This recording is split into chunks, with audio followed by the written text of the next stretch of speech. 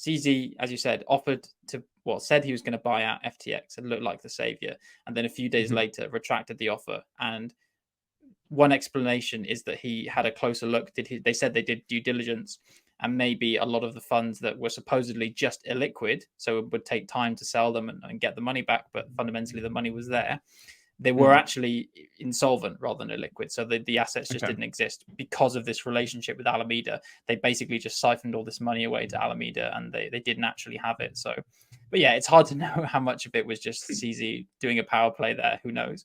But he really played a big role in the downfall.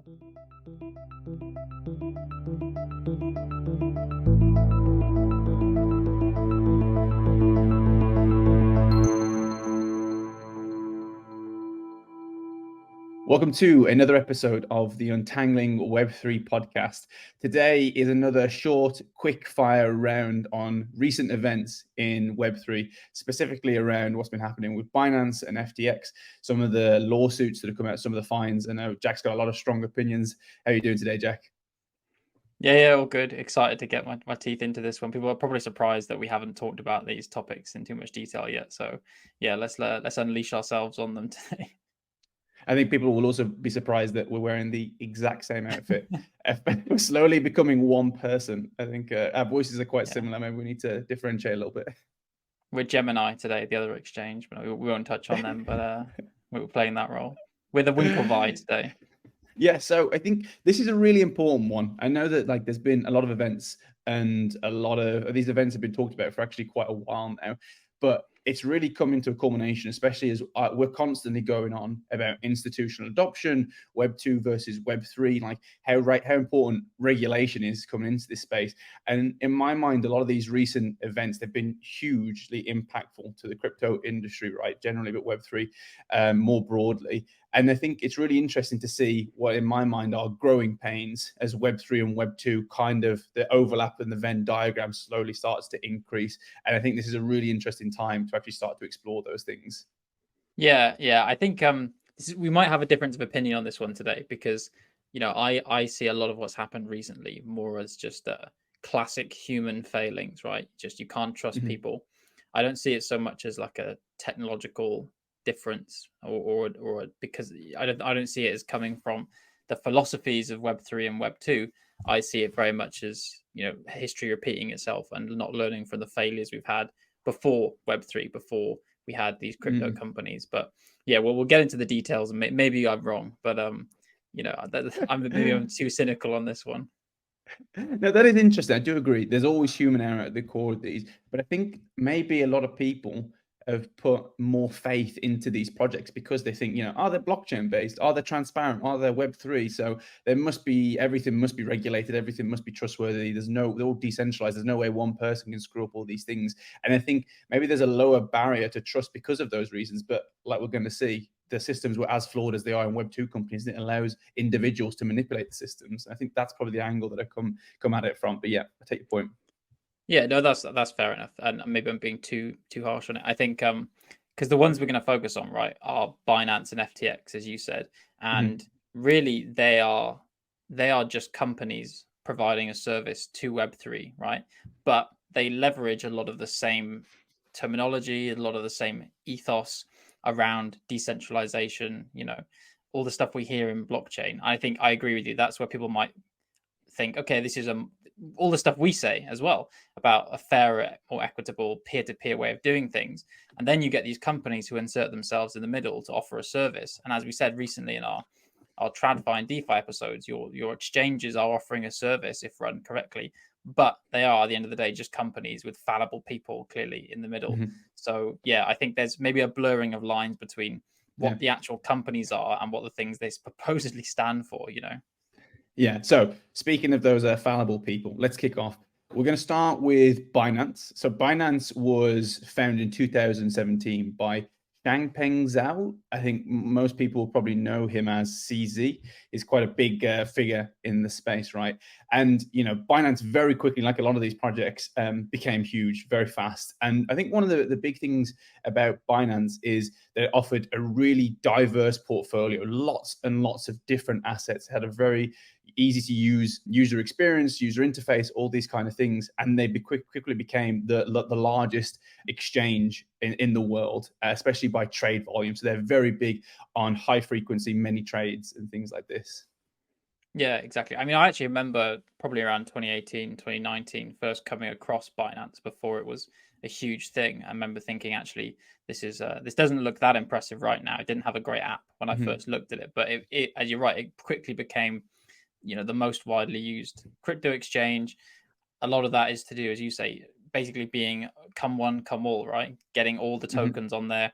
It built its own blockchain, Binance Smart Chain, and has its own token, BNB, its own cryptocurrency. So it basically, they've kind of said yes to everything, right? They said yes, and let's just do this and that.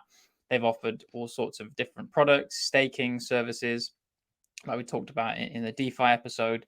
I think lots of people saw them as a very forward thinking, right, for the crypto people. I know that, things like Lightning Network and Bitcoin, which we've kind of not covered too much, but they have been trying to adopt that as well. So people saw them as kind of a crypto first exchange, right? They weren't the enemy. People did not see them like a traditional financial player coming in to take a slice of the pie. They looked much more like a new player who was trying to serve customers who are in Web3 and crypto, right? And I think a stat that was kind of staggering for me is that in terms of like the daily volume of transactions, they're obviously the largest in the world, but the actual degree to which they are the largest is they offer they actually create 3 times more transactions per day than the next 3 exchanges combined. It's just like, it's quite staggering, right? And 90% of their total revenue comes from transaction fees associated with this. And I think this is probably going to relate, the actual kind of USP of Binance actually relates to probably part of not the downfall, but some of the fines they've been facing, is because they have so many users, so many cryptos, so much going on. They have like no friction whatsoever. And that's part of I think it's one of their principles, right? They don't want to offer frictions to anything getting on there. So in that way, they had very weak know your customer policies, very weak anti-money laundering policies. And this is where we actually this is some of the reasons why we actually started to see a lot of fines coming out, specifically in the US.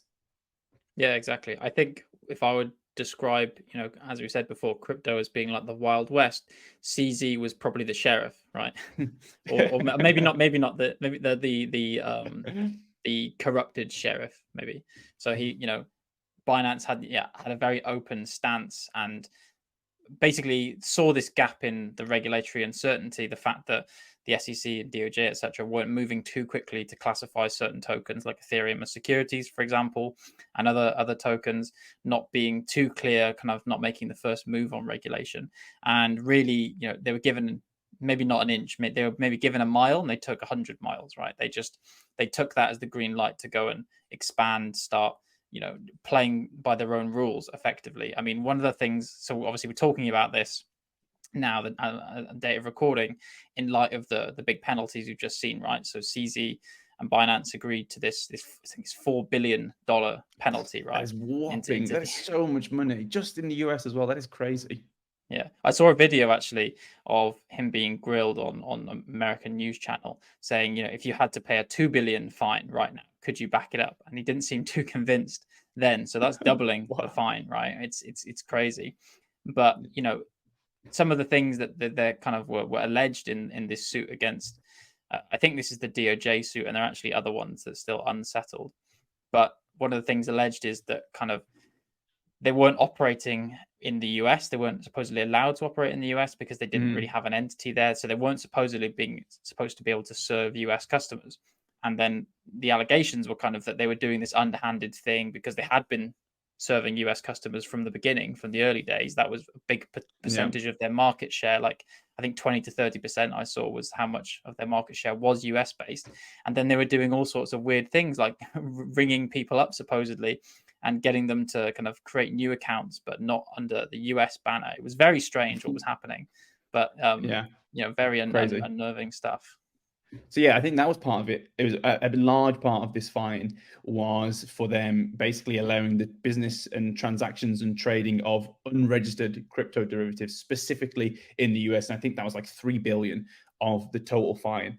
Another really interesting one was the type of characters they actually had trading on there. So there was links for actually like organizations like Al Qaeda, ISIS, Hamas were all using Binance as a means to actually transact. And this is, people actually went away, I think it's CoinDesk or something like that, actually found and linked this back to Binance. And the reason they were able to do this, obviously, it's an international organization, these terrible terrorist organizations, the reason they were able to do this is because Binance really didn't want to have any friction to user sign up. So they didn't have, know your customer. You didn't have to put your identity to actually start trading these. You didn't have to do a likeness test. So it was really easy for these organizations to transfer money internationally around the globe, obfuscate it, and then actually use it for criminal transactions. So that was another big part of the fine. And I think one of the interesting things around this that I saw was that I think it was CZ specifically as well as like a lot of the top tier at Binance were made aware of this, made aware of these terrorist organizations doing this kind of nefarious activities using Binance.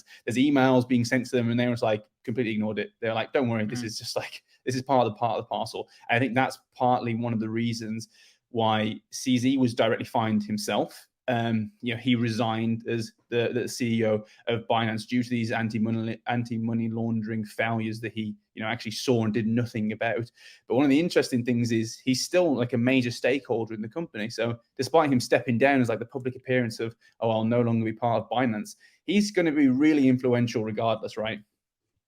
Yeah, exactly. And the AML stuff is particularly interesting. I mean, again, in some of the allegations I saw, it looked like they were doing things whereby even when they had knowledge, not just being passive, and they had knowledge that customers might have been, taking money into and out of the dark web and things like that. I think Hydra is the name of that. Maybe we'll probably get our podcast shut down by someone when we mention it. But like even when they had knowledge, one of the allegations showed an email or something telling that customer they had to shut the account down, but you could just go and make another one, right? They can't know. It's like that meme of the guy, at the football ground, just doing the pat down check and not actually touching them. Yeah, not even touching anything. So light. That is a niche reference. Jesus Christ, I probably the only other person I really hope that someone reference. gets that. But yeah, you're right. Yeah. And CZ is he's a huge player, right? He's very well known in the Web3 world. I mean, we'll come on to this role in what happened with FTX as well. But he was seen as kind of one of these very pro crypto people. People have rallied around him. One thing I will say as well is that I find it ironic. They've kind of seemed to have had their cake and eaten it as well in terms of regulation and law, because as we mentioned on a previous episode, there was a hack at one point on Binance, I think, and they were talking about coordinating with Bitcoin miners or Ethereum miners, I forget which one, to roll back the blockchain, right? Because they wanted to get their funds back. So they're happy to cooperate with people and kind of play the victim when it suits them, but actually they're really just they're just doing whatever they needed to make the money at the end of the day.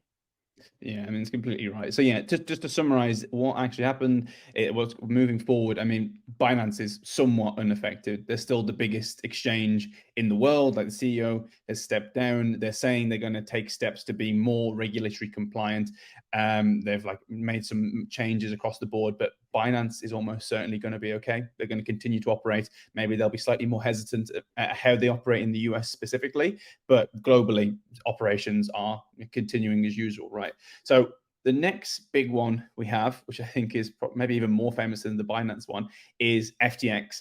I'm sure everyone's heard of the FTX scandal, closure. But FTX, similarly to Binance, was exchanged, founded in 2019 by the infamous Sam Bankman-Fried, SBF. You might know of him.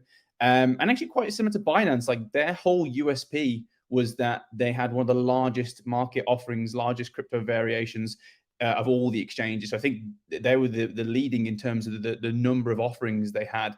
And Binance was second. So it was FTX, then Binance. So that was what their main USP is. They had even lower friction to actually getting registered on the exchange. And yeah, it's an absolutely fascinating scandal, this one.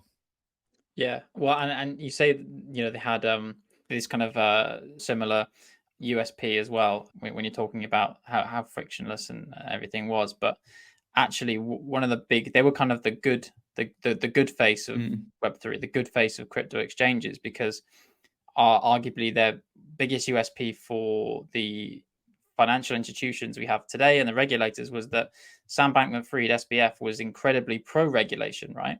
And part of what, as we'll see with the downfall that came, was because he was actually poking fun at CZ about cooperating with Washington DC, and because one of the times that SBF became much more famous, I mean, he had this perception of a genius kind of billionaire, but also philanthropic as well, right? That he was, supposedly didn't spend his money on nice things he wanted to give away. He had this supposed effective altruism, they called it. He was trying to make money so he could improve the world. So people really liked him, and he was very pro-regulation. He would go to depositions and things, or hearings with US legislators, and he would sit down with them and explain with them. And he was the poster boy for responsible crypto for a long time, right?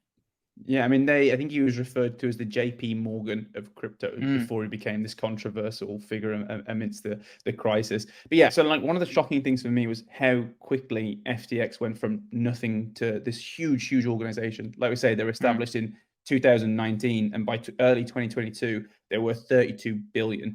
They had 24% of the entire crypto market share by 2022, and they were trading volumes of around 3 trillion. It's like huge amounts. And like I say, Sam Bankman-Fried obviously had a lot of involvement with SushiSwap, so he had a foundation in this area, which obviously made FTX like quite a kind of a desirable application and an efficient application as well. Yeah, exactly. I think that's where the JP Morgan thing came around, right? Because he basically helped bail out this project with SushiSwap that was migrating from Uniswap to SushiSwap. The guy doing it originally kind of abandoned what was happening, and then he stepped in. And then from that moment, he was seen as this kind of philanthropic guru who was trying to do the best for the markets. And then FTX. I remember all that happening, actually, the SushiSwap event. And then the next thing I knew, I started seeing his face everywhere with the FTX. And he was just lapped up by institutional investors, by the big venture capital players in the world. Sequoia Capital, I think, was one of the big investors in FTX. And then you start seeing FTX at the Super Bowl, and with all these celebrity endorsements. Now there's a class action suit against them, but at the time it looked, all smelling like roses from everything he did. Like, he couldn't do anything wrong at the time, it's crazy to think where we were a few years ago to where it's ended up. Yeah, I think one of the crazy things about this is everything was going smoothly. There was no kind of indication that things were going wrong. And then CoinDesk released this article on November 2nd, 2022, about this Alameda Research and the link between the two. How much do you know about this, Jack? Yeah, I know a fair bit about it, but I mean, go on, if you've looked into it more recently, maybe you go ahead and summarize it for us. So my understanding is that FTX had a token, a coin that they were using, and they were putting investment through, right? It was called the FTT token or something like this. Yeah. And effectively, let's say one of the big applications or reasons that people will come into FTX was that they had this actual, you could invest money, and they had a market predictor, and that would be used for you to actually get returns on this, right? And that was one of the big reasons that people come into this. And a lot of this went through the FTT token, right? And Alameda, which was a separate organization, which was set up by Sam Bankman-Fried, was actually using the funds that were associated with these FTT tokens that people were investing in, and siphoning it off and investing in other areas. Is that correct? Yeah, pretty much, I think. Like, so if you wind back to before FTX was even a thing, I believe Alameda Research existed before, and it was set up by Sam Bankman-Fried, basically a trading firm or a hedge fund, I think, trading crypto. I mean, they had how they rose to prominence is funny, because they basically had this this big arbitrage opportunity where they noticed one Bitcoin exchange, maybe it was in Japan, I think, was trading Bitcoin way below above a market price. So they would go and buy it all up there and then sell it on the rest of the market, made a huge profit, and that's how they became kind of noteworthy. And then a few years later, FTX is established, and Alameda Research continues, basically as a client of FTX itself. So they are supposedly, and this is what Sam Bankman-Fried said, they were just like a customer of FTX using the derivatives trading on there. All the while, Alameda was being run by Sam Bankman-Fried's girlfriend at the time, right, Carolyn Ellison. So there's clearly a bit of a conflict of interest there, and a lot of this, as was pointed out in the CoinDesk report, it basically alleged that there was this kind of commingling of funds potentially, or basically Alameda Research was being allowed to dip into the pockets of FTX and the customer funds there to fund its trading activities, which seemed to be going pretty badly at the time. So that's how this all kicked off, really.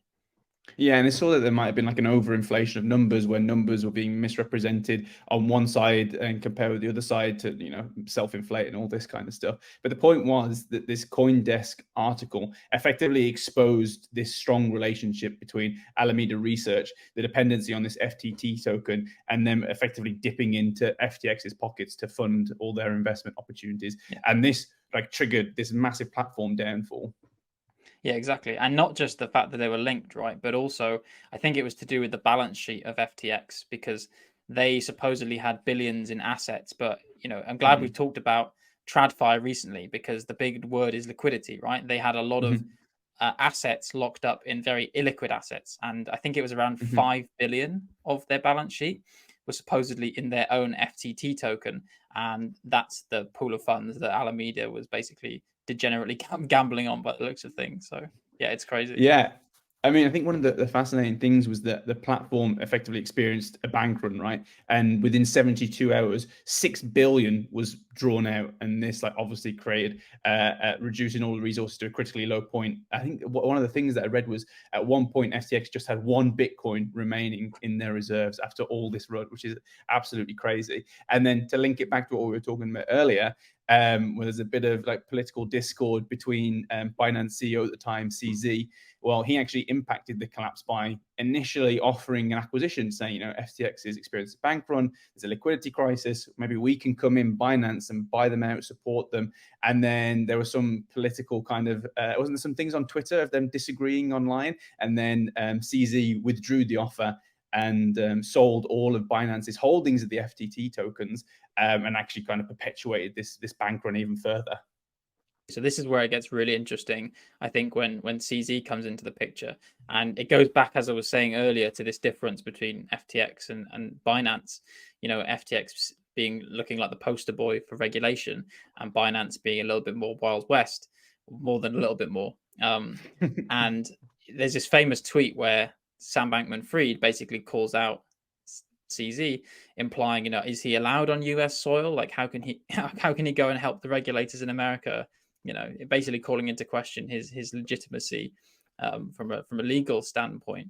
And from there, kind of this big feud. Apart from the fact that they were the number 1 and 2 exchange in the world, this feud grew and grew. And it looks like it's hard to tell exactly what happened with the order of operations because CZ, as you said, said he was going to buy out FTX and look like the savior, and then a few days later retracted the offer. And one explanation is that he had a closer look. They said they did due diligence, and maybe a lot of the funds that were supposedly just illiquid, so it would take time to sell them and get the money back, but fundamentally the money was there. They were actually insolvent rather than illiquid. So the assets just didn't exist because of this relationship with Alameda. They basically just siphoned all this money away to Alameda and they didn't actually have it. So, but yeah, it's hard to know how much of it was just CZ doing a power play there. Who knows? But he really played a big role in the downfall. The divas of crypto, right? So where we're at now is effectively there's a class action lawsuit which accuses FTX and, interestingly, its celebrity endorsers of false representation, deception. Effectively, this is a Ponzi scheme and you lied to us. Now, I don't know what's going to happen with all the celebrity endorsers. Well, that would be quite interesting because there was a lot of them, and these are really high-profile celebrity endorsers. And the lawsuit effectively alleges there was a misuse of customer funds and improper inter-entity transfers at FTX, e.g., it was being used by the sister company without their knowledge. And I think everyone's probably seen the photos and videos of Sam Bankman-Fried being arrested for personally wire frauding and money laundering. I mean, there was loads of things coming out about him, in the dying days, maybe of FTX, when there was this kind of bank run, sending money to his mom and dad, and like all the kind of misappropriation of funds there as well. Yeah, and as you said, there's this class action that's kind of pending, and lots of other big players have been added. I think maybe the F1 body and also baseball, I think it was Major League Baseball, were added to this class action because they were involved. One of the big MLB stadiums was the FTX arena for a short period of time and that kind of thing. And some of the evidence that came out, I don't know how closely you watched it, Alec, but some of the evidence is really shocking from the SBF specific, the criminal case that's just concluded, and obviously he's now been indicted. But like, for example, they had I think the CTO was testifying and showing the code in court that there's literally a function basically or parameter that let Alameda have a negative balance, right? So they could have a negative account balance. They were like the only, looks like they were the only customer of FTX that could have a negative balance, and then they could just withdraw ad infinitum basically, and that's how this big hole was burned. I mean, I think the number is something like 9 billion was the hole left between their actual liquid assets and the liabilities. It's sickening because obviously people are just going to lose a lot of money from this. Yeah, I mean, and like you say, it's probably the action of individuals rather than the technology itself. Like, there's no difference between it being a Web3 company or Web2 company. It's individuals being able to misappropriate these funds and acting in nefarious ways. Yeah, exactly, and that's why I agree that there is a relationship with regulation here, right? Because it's showing that there is regulatory teeth to this, and things like the class action, things like the fact that the Binance and CZ lawsuit is coming from people like the DOJ. I think is the main belligerent in this first one that they paid the fine for. It shows that there is teeth now, and we're seeing by the day more and more cases come up and settlements being made and things like that. But to my mind, it's more the fact that individuals in the ecosystem have just been taking advantage of a seemingly lax environment for a number of years, right? And I hate personally, I hate when people say crypto is unregulated, because as we've said, lots of them are being classified as securities for which there's a ton of regulation, and they're all falling afoul of that now, right? It's just when do these things get applied in my mind? That's how I view it. I mean, yeah, you look at there's Web2 company fines all the time, like for various reasons, be it GDPR, be it like the 2008 financial crash. Like, lots of companies have been fined, and individuals specifically have been fined for misappropriating funds. It's maybe there's something around Web3 specifically because of the rapid growth that they're experiencing. Like, some companies have gone from startup to huge multi-international $100 billion companies in the course of years. Like, I think FTX towards the end, even though it was like worth 32 billion, had like 200 employees or something like that. And there's no way that you can keep up purely with like the regulatory compliance standards with 200 employees, let alone an entire company. And I think you are right. I think there's a lot of people that are just waiting to naysay because there's so much volatility around crypto and because they're adverse to it. I don't know what it is, but yeah, I think it's people at the end of the day, not the space itself, that's the problem. Yeah, but I think you hit the nail on the head there with like the fundamental difference here to the traditional world and traditional finance, where you have other violations and things like that in the past, is the growth factor and how fast the prices can grow and go. It's going to spiral in crypto. The fact that it was perceived like a lucrative investment by so many people in the social media age, and that it is still a wild west of tokens. You can still spin up a new one every day. I think that's the difference, right? This lack of understanding doesn't necessarily make the tech any different in the long run, or doesn't mean it will come under a different regulatory jurisdiction in the long run. But in the short term, more people are getting affected, right? More people are buying into the various narratives, whether or not they're right, whether or not they're correct, and they're the ones that ultimately are losing out, just because it's been such a high growth FOMO industry, right? People don't want to miss out on the next pump, and that's how we keep seeing this over and over again, I think. The next pump, like, here's such a chat. Yeah, I mean, what does this all mean though? Like, for me, these things mean certainty probably in the market. It's good to show the regulators are starting to get to grips and understand that these companies do come under regulatory kind of observation and the regulatory umbrella. It's good to show that the US has teeth potentially, so that companies comply. And at the end of the day, more compliance means more certainty for investors, for consumers, and that will probably lead to more adoption, right? There's so many big institutional players that just want that regulatory certainty before they go into these spaces. So I personally see a lot of these fines and a lot of these class actions as good things, because it means that companies will push more and more to compliance, which will lead to adoption, hopefully. I mean, we actually had Gracie Chen on here recently from BitGet, another exchange, and what she said was actually a lot of this turbulence means that they're not going to target the US, for example, because of the uncertainty, because of these class actions. They want to wait for the the dices to fall before they start to push into those spaces, which is quite interesting. Yeah, I fundamentally just totally agree with you, right? Like, it is a good thing that we're going through all this pain as an industry to weed out the bad actors, and people losing a lot of money in the process. But it's good that there is coming to a resolution. It will presumably deter people in the future from going down a similar path, and it will also make people more wary of, again, because that's why I keep coming back to, people have been wary of the technology, and then they find a couple of people to invest in that they believe in, and it's no, you need to be very diligent about who you're investing in as well, in this space. My only kind of worry, I think the only caveat I would say to it being a good thing, is that you could have a kind of overcorrection from here, from a regulatory point, where things crack down so much that it suffocates a lot of the good actors who have been, throughout this whole period, and we've just been going through this crypto winter, have been suffering just from the market perceptions anyway, regardless of FTX and CZ. One example I would have is like, what happens if Ethereum does get classified as a security tomorrow, right? Because sure, some people who were around founding Ethereum will be punished for that, presumably, but the confidence in the systems will plummet, the prices will probably drop, and the retail holders will again be damaged by that kind of action. So that's the only thing that worries me, is that overcorrection could still end up hurting a lot of retail investors. Yeah, I mean, I completely take that point. And I think one of the interesting things is I expected all of these fines, all of these issues with the crypto exchanges to actually lead to a dip in the market. And it's early December, it's December 5th right now, and everything's rocketing, which is interesting. And I think maybe people more and more, the more fines we experience, the more regulatory impact we see on the market, the more people want to invest, because the more they see that governments are starting to read into this, understand it, get to grips with it, and potentially lead to more adoption. And I think that's quite exciting. Yeah, I was just going to add to that very quickly. Yeah, I agree. There's like, there will probably be a perception, maybe that's what we're seeing in the market, of this all being priced in, and actually, now that the regulators are showing teeth, the market is more confident, right? Because you have these the guardian angels you normally have protecting consumers in traditional markets they are still there, because until recently it's not been clear that they are to help people out. So yeah, just to echo your thoughts, I think I think it's a very good thing overall what's happening now. Yeah, and I'm sure, importantly, we'll see a lot more of this going forward, and we'll have more episodes to cover them. But on that note, thank you to those listening, wherever you may be, and join us next time as we untangle a little more of Web3.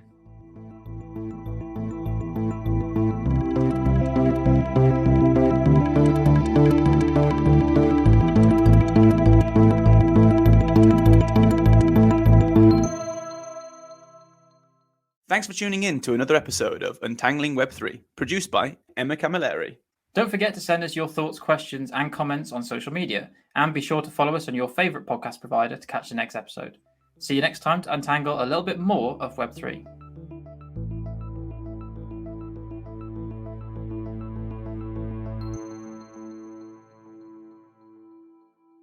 The views we express here are our own and do not reflect the views of our employers.